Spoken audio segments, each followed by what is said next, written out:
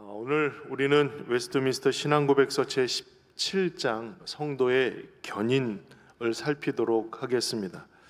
견인이라고 하면 물론 먼저 생각이 되는 일들은 이끌어가는, 끝까지 인도해 주시는 그와 같은 일들을 우리가 생각할 텐데요, 한자의 뜻은 굳게 인내한다 라고 하는 그런 의미가 있습니다. 영어로 표현하면, 제가 이거를 읽을 때 혹시라도 제가 발음상 실수를 하더라도 용서해 주시고 들어주시면 좋겠습니다. Perseverance of Saints라고 합니다. Saints는 성도들이고 Perseverance는 바로 인내를 의미하는 거예요. 그러니까 성도의 인내라고 우리가 생각할 수 있는데, 이 Perseverance는 교리적인 설명을 할 때는 견인이라고 그 단어의 의미가 분명하게 되어 있습니다. 그러니까 인자가 참을 인자이거든요. 굳게 참는다. 그러니까 이것을 종합해서 우리가 일반적인 뜻으로 해석을 해보면, 잘 견디면 구원을 얻는다는 이야기인가, 잘 참으면 구원에 이른다는 의미인가로 착각할 수도 있을 것이기에, 무엇보다도 이 성도의 견인에 대해서 그 의미가 무엇인지를 분명하게 아는 것이 우선 되어야겠다고 생각이 됩니다.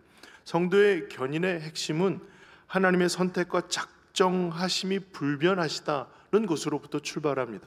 하나님의 선택과 작정하심이 불변하시다. 선택하고 후회하시거나 이거 아니다, 내쳐버리시는 분이 아니시라는 것에서부터 이 견인 교리는 출발합니다. 그러니까 하나님은 거듭난 영혼, 하나님이 구원이 대상이 된 영혼들을 선택하고 그들을 인도하기로 작정하셨습니다. 하나님은 신실하시기에 작정한 영혼들을 부르시고 그 부르심을 결코 취소하지 않으십니다. 끝까지 하나님이 책임지고 구원에 이르기까지 인도하십니다.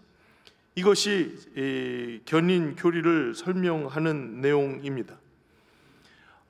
저희 아버지께서 해병대를 나오셨고 그거 너무나도 자랑스러워 하셨습니다. 유명한 해병대의 주제가 있습니다. 한 번 해병은 영원한 해병이다 라는 이야기입니다.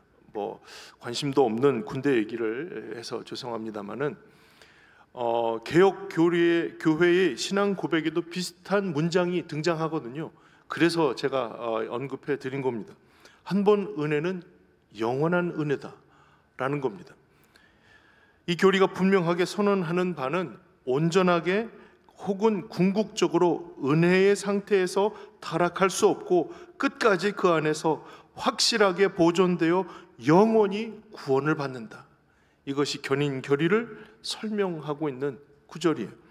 다시 한번 읽어드립니다. 완전하게 혹은 궁극적으로 은혜의 상태에서 타락할 수 없고 끝까지 그 안에서 확실하게 보존되어 영원히 구원을 받는다. 이게 바로 한 번 은혜는 영원한 은혜라는 말입니다.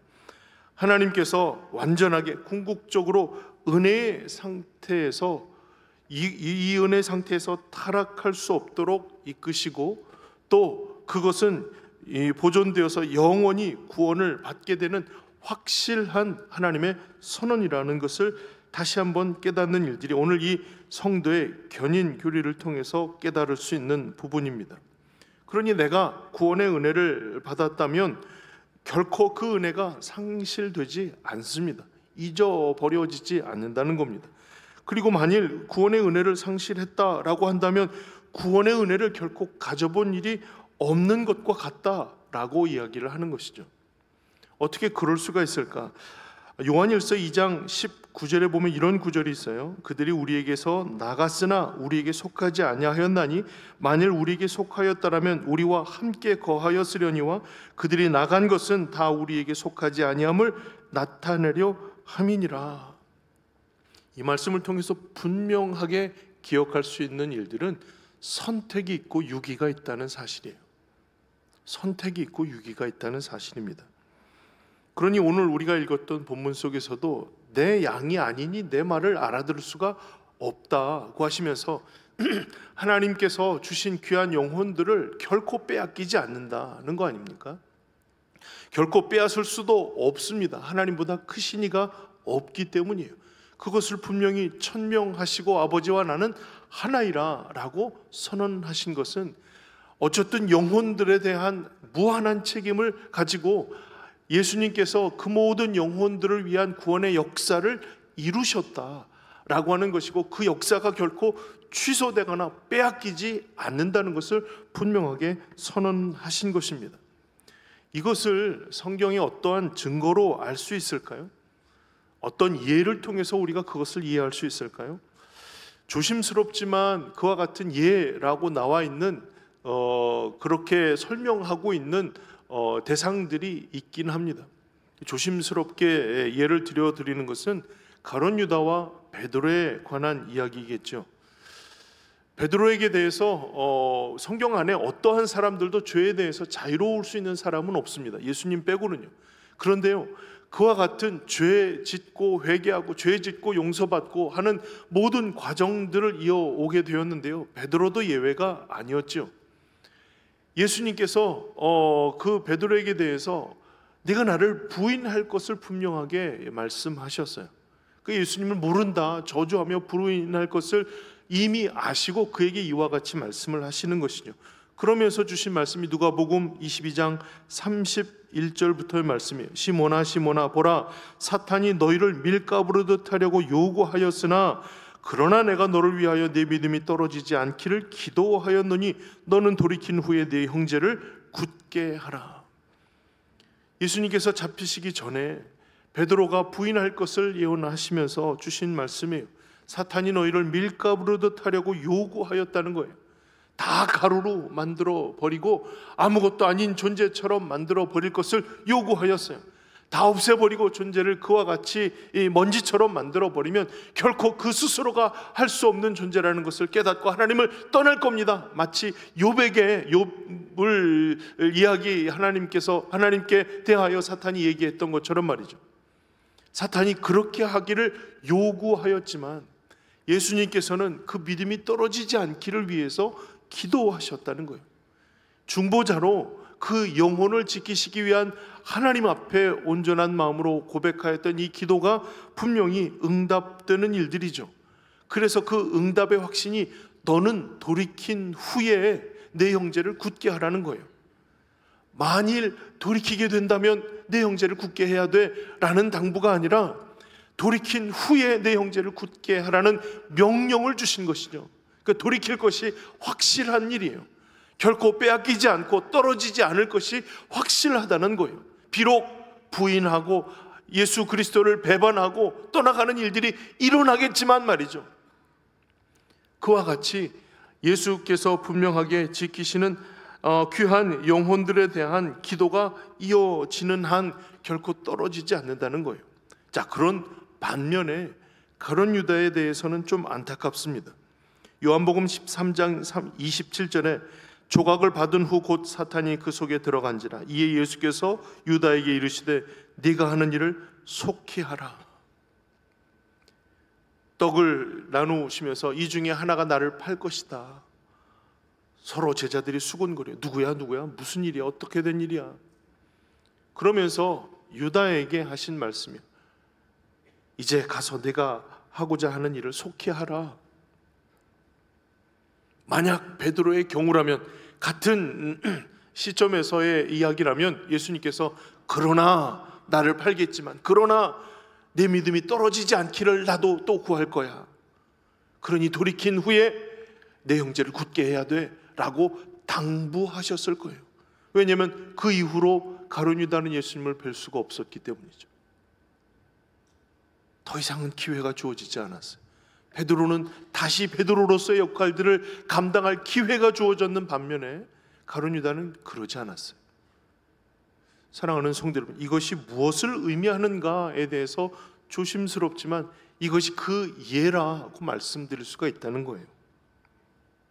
분명한 이 견인교리의 핵심은 하나님은 하나님의 사람으로 선택하셔서 구원하기로 작정하신 영혼들을 어떤 상황으로도 또 어떤 변화된 환경으로도 결코 그 약속을 파기하지 않는다는 것입니다. 물론 우리가 겉으로 보기에 저 사람은 구원받아서 그렇지 않아 라고 판단할 수 있는 근거, 또 그와 같은 어떤 지식, 경험들 주어진 것이 없어요. 우리는 판단하고 심판할 수 있는 사람이 아니기 때문이죠. 그러나 예수님께서는 그런 일을 하시는 분이시잖아요.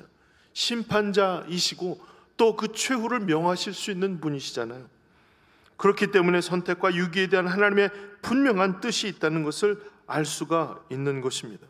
자, 그렇다면 이것이 우리의 마음 상태로 이 성도의 견인 교리를 생각할 수 있는 것이 아니라면 말이죠. 끝까지 하나님 인도하신다라고 하는 게 그냥 내 마음의 충성의 발로로 시작된 것이 아니라면 말이죠. 이 근거는 분명 하나님께로부터 찾아야 하는 것이죠. 그 하나님의 어떠한 부분을 통해서 우리가 확신을 가지고 끝까지 인도하실 것이라 라고 생각할 수 있는가? 그 근거는 그 첫 번째가 하나님의 약속에 신실하시다는 것에 근거를 둘 수가 있습니다. 우리가 고백하는 하나님은 결코 실수하지 않으십니다. 약속한 것을 끝까지 변개하지 않으시고 이루시는 분이십니다. 아담과 하와에게 첫 사람들에게 주셨던 약속, 무엇보다도 그 뱀과 또 사람들을 통해서 주셨던 그 약속은 그대로 이루어졌습니다. 아브라함에게도 주셨던 그 인생의 약속도 이루셨습니다. 크고 작은 하나님이 인생에게 허락하신 모든 약속들이 이루어졌습니다. 그래서 성경은 약속의 책이고 그 약속이 어떻게 이루어졌는지를 분명하고 확실하게 우리에게 알려주는 책입니다. 그 약속을 주신 하나님은 오늘까지도 우리의 모든 삶의 약속의 말씀들을 통해서 그것이 신실하게 이루어지고 있음을 확신하게 합니다. 그래서 우리는 약속하심을 이루시는 신실하신 하나님을 신뢰하는 것이죠. 내 손에 주신 영혼 한 영혼도 잃지 않으시는 주님의 말씀을 믿는 것입니다. 다 이루셨다 선언하신 그 십자가의 선언을 믿는 것입니다. 그리고 오늘날 우리에게도 동일하게 이 말씀이 적용된다는 사실을 깨닫게 하시는 놀라우신 주님의 은혜를 받는 일이죠. 그리고 두 번째는요, 하나님의 사랑입니다. 하나님이 우리를 사랑하십니다. 끊을 수 없는 사랑으로 우리를 사랑하십니다. 끊을 수 없어요. 그 사랑은 우리가 먼저 시작한 사랑이 아니라 하나님이 먼저 우리를 사랑하셨습니다. 한없고 깊으신 그 사랑을 우리로 하여금 경험하고 고백할 수 있게 하셨어요. 하나님은 사랑이시라 자신을 사랑이라 표현하셨고 그 사랑의 지극히 뛰어난 뚜렷한 증거로 십자가로 그 사랑을 확증하셨습니다. 그래서 성경은 그 사랑을 표현할 수 없는 것으로 말한 것이죠. 요한일서 3장 1절에 보라 아버지께서 어떠한 사랑을 우리에게 베푸사 하나님의 자녀라 일컬음을 받게 하셨는가. 우리가 하나님의 자녀가 된 모든 과정들을 살피니 이게 말할 수 없는 하나님의 사랑의 결과라는 사실을 깨닫게 된 거예요. 아버지께서 어떤 사랑을 우리에게 베푸사 하나님의 자녀라 일컬음을 받게 하셨는가. 사랑하는 성도 여러분, 오늘도 우리를 사랑하시는 하나님이 우리를 자녀 삼아 주셨습니다. 그 자녀 삼으심이 얼마나 위대하고 놀라운 사랑의 증거인지를 우리는 날마다 잊어서는 안 되는 일이죠. 그 귀한 약속의 말씀들을 통해서 우리는 우리를 사랑하신 그 주님의 사랑을 기억하고 그 사랑을 나누며 그 사랑 가운데 거하는 삶을 이어가야 할 것입니다. 이것이 증거가 되는 거예요. 또 한 가지, 성령님의 내주 인침 보증하심이 우리가 성도를 견인하시는 하나님의 놀라운 역사의 증거가 됩니다.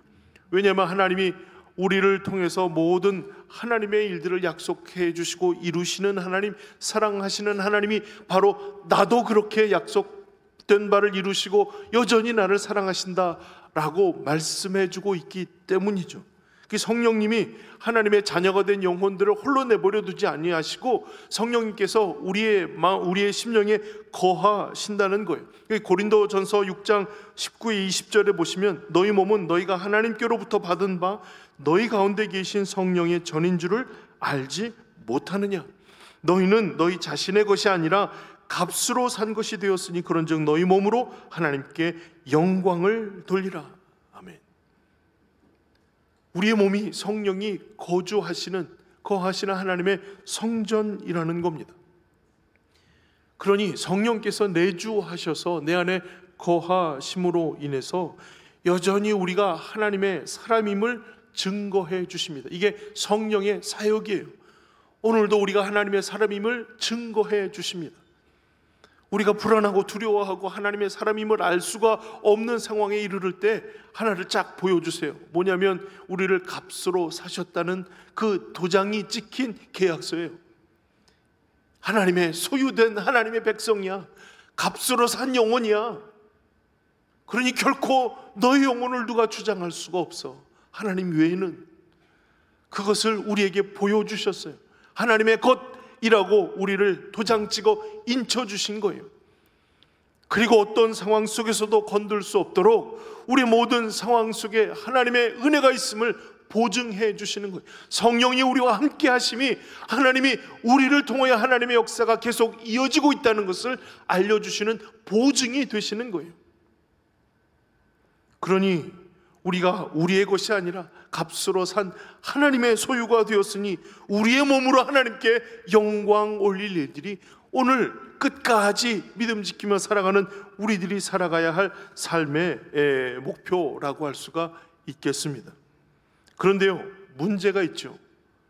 그런 완벽한 하나님의 약속을 이루시고 사랑하시고 성령에 내주하셔서 보증하시는 모든 과정들을 경험하고 거기서 대한 확신을 있다 할지라도 말이죠, 우리가 잘 아는 것처럼 우리는 늘 같은 자리에서 넘어지고 죄짓고 무너지고 실수하고 배신한다는 겁니다.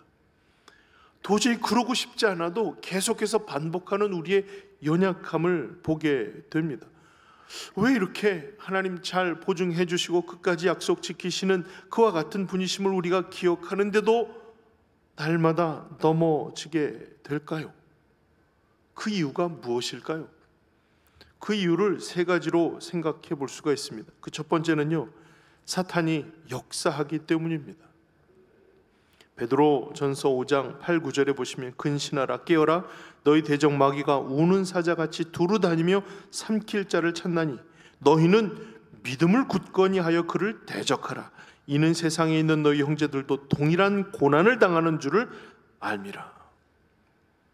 물론 크신 하나님께서 우리를 지키시고 성령께서 내주하셔서 결코 떨어지지 않을 그럴 믿음의 소유자가 되었지만 말이죠, 삼킬 자를 찾기 위해 굶주린 사자와 같이 두루 다니며 그 영혼을 살피고 있는 그런 사탄의 존재가 있기 때문이라는 겁니다.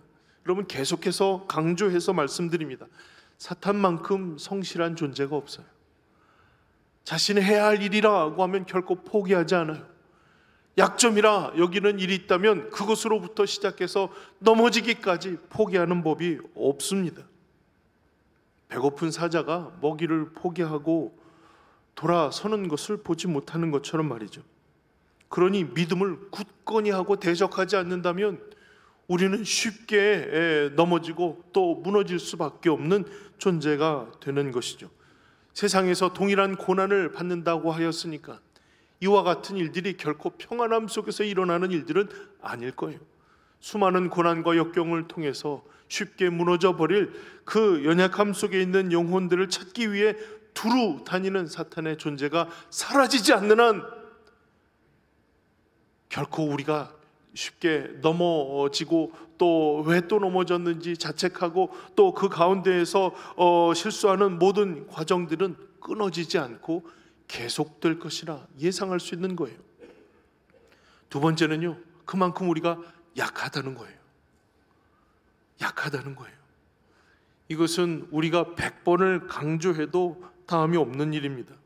그래서 이 약한 존재가 그냥 약함을 인정하고 하나님의 도우심을 구하면 좋을 텐데 말이죠, 이 쉽게 교만해지는 거예요. 왜냐하면 하나님이 우리의 뒷배가 되어주셔서 우리로 하여금 때로는 승리하게 하시거든. 대적하면 야고보 4장 7절에도 보면 그런즉 너희는 하나님께 복종할지어다 마귀를 대적하라 그리하면 너희를 피하리라. 한두 번의 경험을 통해서 우리는 충분히 우리의 힘으로 이 모든 일들이 이루어진다는 사실을 알게 되는 거예요. 그렇게 깨닫게 되는 거예요. 그렇게 살려고 하는 거예요. 그러다 보니 실수하죠.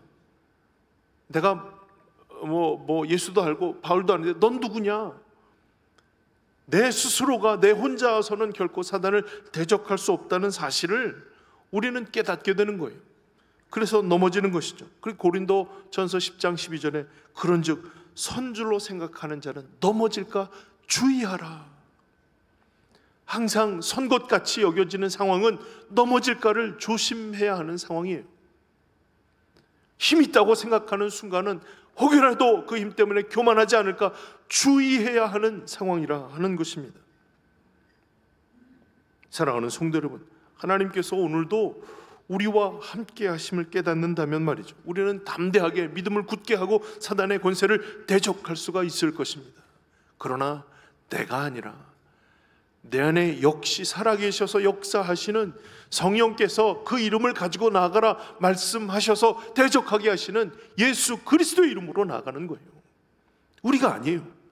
이걸 분명하게 기억해야 하는 것이죠. 이게 넘어질까를 조심하는 일입니다. 뿐만이 아니라 요한일서 4장 4절에 자녀들아 너희는 하나님께 속하였고 또 그들을 이기었나니 이는 너희 안에 계신 이가 세상에 있는 자보다 크심이라. 크신 하나님께서 오늘도 이기도록 인도해 주신다는 사실을 기억하고 하나님께 속하였다는 사실에 확신을 가진다면 말이죠, 우리가 있는 자리에서 주님의 이름이 드러나게 될 것입니다. 승리하게 하시는 주님, 믿음으로 견디게 하시는 주님, 능력으로 변화시키도록 이끌어 주시는 주님을 드러내는 삶을 살아가게 될 것입니다. 이로 인해서 물론 또 넘어질 수도 있겠지만 그렇다고 두려워함으로 거기에 멈춰서지 않을 것임을 우리가 기억하고 동행하시는 내 안에 거주하시는 크신 주님의 이름으로 나아가시기를 주의 이름으로 축원합니다. 이것이 사단의 역사와 육신의 연약함으로 인한 끊임없이 넘어지는 이유이기도 한데요, 또 한 가지 우리 안에 연약함이기도 한데요, 은혜의 수단을 무시하기 때문이라는 겁니다. 약한 존재들을 향해 하나님께서 주시는 것인 그 은혜라고 하는 거예요. 멈추지 않고 우리에게 부어 주십니다. 혹시라도 약함 때문에 포기하지 않을 하나님의 은혜의 수단들로 하여금 우리는 하나님이 여전히 우리를 도우시고 인도하신다는 사실을 깨닫고 용기를 얻고 나아갈 수가 있게 됩니다. 소요리 문답을 하신 분들은 아시겠어요? 은혜의 수단, 은혜의 방편이 무엇인가? 그것은 말씀과 기도와 성례입니다. 이를 통해서 하나님이 우리에게 은혜 주심을 항상 깨닫게 되는데, 어리석은 영혼들이 이 수단을 무시함으로 스스로 버티기를 구함으로 그 앞에 넘어지고 멀어지게 된다는 거예요. 여러분, 근데 왜 이 수단을 무시하게 될까요? 우리 안에 대답을 찾으면 쉽게 찾을 수 있을 겁니다. 언제 기도하기가 어려워지던가요? 언제 말씀 앞에 집중하기가 어렵던가요? 언제 우리의 마음이 늘 드리던 것처럼 아무 느낌 없이 하나님의 예배에 참여하고 성례에 참여하게 되던가요? 여러 가지 이유가 있고 여러 가지 상황들을 가지고 설명할 수 있겠지만 무엇보다도 공통적인 한 가지는 은혜 주시는 하나님이 우선되지 않을 때입니다. 그러면 즉시라도 그 마음이 하나님으로부터 멀어지는 일들을 경험하게 됩니다. 내 생각, 내 사정, 내 형편이 앞서기 시작하면서 하나님께 받을 은혜에 대해 갈급해하지 않지요. 갈급하다 할지라도 말씀과 기도 중에서 찾으려고 하지 않는 겁니다. 이 수단을 통해서 우리에게 은혜를 베푸시는데 그 은혜가 말씀과 기도 중에서 찾지 않는다면 어디서 우리가 은혜를 찾을 수가 있어요? 그러니 주변에 있는 사람들을 찾고 주변에 있는 여러 다양한 기회들을 찾으려고 애쓰는 거죠. 그러나 결코 거기서는 답을 얻을 수가 없어요. 얻는다 할지라도 그것이 우리의 영혼을 유익하게 만드는 일은 아니라는 겁니다. 루터의 이야기를 책을 통해서 읽게 되었는데요, 여러분들에게 소개해 드립니다.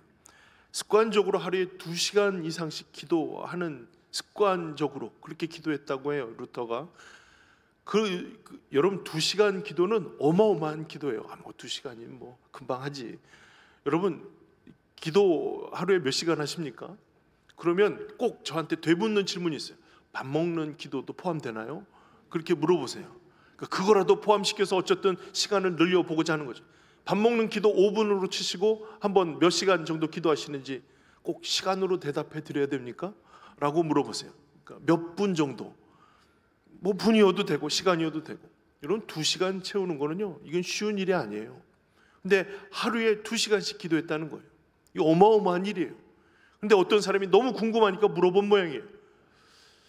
그러면 일이 갑자기 많아지거나 해야 할 사역들이 넘쳐나게 되면 그럼 어떻게 하십니까? 라고 물어본 거예요. 그럴 수 있잖아요.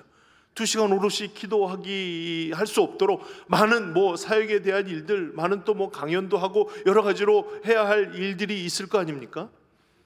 그런 일들이 계속 겹쳐진다면 어떻게 합니까? 라고 했을 때 루터가 한 이야기입니다. 더 바빠지면 3시간을 기도할 것입니다. 더 바빠지면 더 많이 기도할 것입니다. 이유가 이렇습니다. 더 많은 일을 감당해야 할 은혜가 필요한데, 힘이 필요한데 기도보다 급한 것이 없기 때문입니다. 기도해야 하나님의 은혜를 받고 힘을 얻어 사역을 감당할 텐데 말이죠. 더 바빠지기 때문에 기도의 시간을 줄인다는 건 말이 안 된다는 거예요. 더 많이 기도함으로 하나님이 주시는 힘을 얻어야 하는데, 은혜를 받아야 되는데, 그래서 더 많이 기도합니다. 기도보다 급한 것이 없기 때문입니다. 더 바빠지면 더 많이 기도할 것입니다. 이게 그의 고백이었다는 거예요. 근데 우리는 조금 다르게 고백하잖아요. 하나님, 이것만 해결되면 기도하죠. 이것만 해결되면 예배하죠. 이것만 해결되면. 그런데요, 이것은 해결될 기미가 보이지가 않고요, 그것이 해결된다 할지라도 하나님 앞에 온전히 기도할 수 있는 기회도 주어지지 않습니다. 그러다 보니 우리는 날마다 핑계가 쌓이고 은혜의 수단을 무시하게 되는 거예요. 그러니 어떻게 우리가 은혜를 받을 수가 있어요? 힘을 공급받고 하나님 앞에 나아갈 시간을 어떻게 찾을 수가 있어요? 사랑하는 성도 여러분, 하나님께서 오늘도 우리에게 하나님의 일들을 나타내시고 하나님이 끝까지 보호하시고 인도하신다는 사실을 확신하도록 이끌어 가실 때에 하나님 우리에게 은혜를 베풀어 주십니다. 그 은혜를 받는 영혼 힘을 얻고 하나님 앞에 귀한 일들을 감당하며 나아갈 수 있도록 힘과 용기를 더하시거든요. 그런데 정작 우리가 그 수단을 무시하게 된다면, 그 은혜 속에 나가는 일들이 멈춰지게 된다면, 급하고 또 여러 가지 상황 때문에, 복잡한 일들 때문에 우리가 하나님의 은혜를 받을 수단을 소홀하게 여기게 된다면 말이죠, 결코 우리는 이 사단의 공격과 시험에서 우리의 연약함을 견뎌낼 수 없는 그 약함 속에서 무너져 버리게 될 것입니다. 오늘도 우리에게 은혜를 베풀어 주시는 주님을 의지하며 날마다 기도의 습관들, 또 하나님 앞에 말씀에 집중하는 일들, 더 중요한 일일수록 그 말씀에 집중해야 하지 않겠습니까? 더 중요한 일들이 시작되기에 오늘도 하나님 앞에 나아가고 그 은혜가 이와 같음을 선언하는 그 상황들을 우리가 맞이해야 될 것이 아니겠습니까? 순서를 결코 잊지 않으시기를 주의 이름으로 축원합니다. 하나님은 오늘도 끊임없이 우리에게 은혜를 베푸시고 인도하십니다. 때로는 우리가 주의 뜻에 민감하고 세상 두려워하지 않을 든든한 영혼으로 세워지기를 위해 끝까지 포기하지 않고 주님의 인도하심을 경험하게 됩니다. 그런데 여러분, 2가지만 잘 기억하면 하나님 여전히 나를 포기하지 아니하셨구나 라는 것을 깨닫게 됩니다. 여러 가지 상황들이 있는데요, 기본적으로 이 2가지만 기억하면 잊지 않으실 수가 있습니다. 첫 번째는 단련입니다. 지난 주간에 새벽 기도의 말씀은 욥기서였고요, 마지막 장까지 다 묵상하게 되었습니다. 하나님께서 욥을 포기하지 않으셨던 것이 그 마지막까지의 말씀을 통해서 확신할 수 있게 됩니다. 욥기 중간에 이런 말씀이 있죠. 나를 단련하신 후에는 내가 정금같이 나오리라, 순금같이 나오리라. 하나님은 우리의 영혼이 순금되기까지 단련하기를 멈추지 않으실 것입니다. 순금이 다 되었다면 더 이상 단련할 이유는 없겠지만 말이죠. 사랑하는 성도 여러분, 단련을 받는 것은 쉬운 경험은 아닐 것입니다. 하나님 품에 안겨 잘 살았다, 잘 왔다, 내 아들 내 딸 품어 안아주시는 그때를 사모하면서 주님의 귀한 길을 걸어가게 될 것입니다. 하지만 여전히 완성되지 않은 성화의 과정을 경험하고 있다면 말이죠, 하나님은 단련하기를 멈추지 않으실 것입니다. 단련하기를 멈추지 않은 상황들 속에 받게 되는 모든 아픔이든 고난이든 힘겨운 일이든 간에 그것은 하나님이 여전히 나를 포기하지 않으셨다는 것을 증명하는 일이 됩니다. 때로는 고통 속에 하나님 왜 나를 버리십니까? 왜 나에게 응답하지 않으십니까? 가 아니라 여전히 나를 단련하시고 더욱더 정금으로 만드시고자 하시는 하나님의 손길이 나에게 임하고 있다는 사실로 깨닫고 감사할 일이라는 거예요. 두 번째는 비슷한 일인데요, 교정하심입니다. 하나님의 교정하심이에요. 이것을 경험할 때마다 여전히 하나님께서 끝까지 나를 인도하신다는 것을 깨닫게 됩니다. 실수하고 죄 지음에 대해서 하나님의 진노를 두려워하죠. 하나님 나에게 벌 주시면 어떻게 할까? 여러분, 우리의 죄로 인한 보응적인 진노를 받고 살아날 사람은 없습니다. 죄의 값은 사망인데요, 그 사망을 대할 수 있는 사람이 어디 있어요? 또 죄 지었어, 또 죄를 지었어, 또 실패했어. 여전히 두려워하고 있니? 이것을 보응하시고자 하시는 하나님의 진노를 받는다면 그 앞에 살아날 사람은 없을 겁니다. 그런데 하나님이 진노하시는 것은 보응하시기 위한 진노가 아니라 교정하시기 위한 진노인 거예요. 이건 전혀 차원이 달라요. 보응하신다면 분명 살아날 사람이 없겠지만 교정하신다면 살려내기 위해서 진노하시는 것이니 결코 그 진노로 죽는 사람은 없을 거예요. 교정하신다는 것은 살려내기 위해서, 바르게 온전하게 세워가기 위해서 하나님이 애쓰신다는 거 아닙니까? 만약 그런 징계가 없으면 우리는 버림받은 사람이에요. 관심이 없는 사람이에요. 그야말로 짓든 말든 죄 가운데 있든 말든 상관하지 않는 사람이라는 거예요. 그런데 여전히 하나님 회초리를 드시는 거예요. 회초리는 아프고 무시무시한 일들이지만 그 회초리를 맞으면서 여전히 내가 사랑받는 하나님의 사람이라는 사실을 깨닫게 된다는 겁니다. 여전히 나를 포기하지 않으셨구나라는 사실을 깨닫게 된다는 거예요. 그러니 때로는 매맞는 일들은 우리에게는 하나님의 사랑의 또 다른 얼굴이라는 사실을 기억해야 하겠습니다. 자, 그렇다면 하나님께서 이와 같이 우리의 삶을 받으시고 끝까지 인도하시기 위해서 적어도 이와 같은 일들이 있을 때 하나님이 여전히 우리를 포기하지 아니하셨구나라는 사실을 깨닫게 된다면 말이죠, 멈추지 않고 단련하실 때, 멈추지 않고 교정해 나가실 때 우리는 우리의 눈을 하나님의 시선에 맞춰서 어디까지 바뀌어져야 할 수 있는지, 어디까지 바뀌어지게 되는지, 무엇을 위해서 이렇게 단련하시고 이렇게 교정해 가시는지를 기억할 수 있도록 지혜를 달라고 겸손히 하나님의 은혜 앞에 감사함으로 이 모든 때에 적절한 하나님의 은혜가 임하든 잘 견딜 수 있는 하나님의 능력이 임하는 일들을 구해야 할 것이라는 겁니다. 사랑하는 성도 여러분, 우리는 끝까지 우리를 살피시고 인도하시는 하나님의 손길이 멈추지 않음을 경험하며 우리 인생의 여정을 이어가게 될 것이죠.